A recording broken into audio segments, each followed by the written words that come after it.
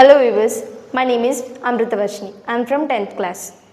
Today our activity is about confirmation of brown ring test. The required materials are nitric acid, ferrous sulfate, dropper, test tube, spatula, glass rod, test tube holder, distilled water.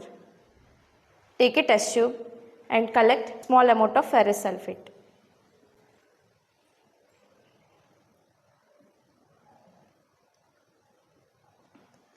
Now add some amount of distilled water to it.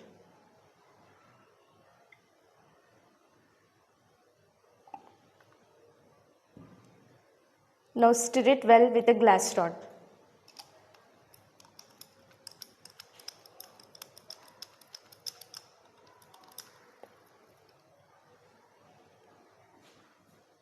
And hold it with test tube holder.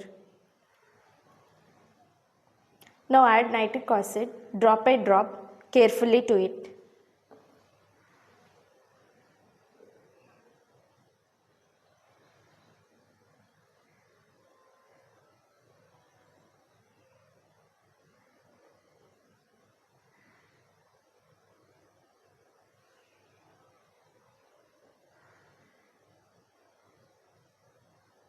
Now we can observe brown ring.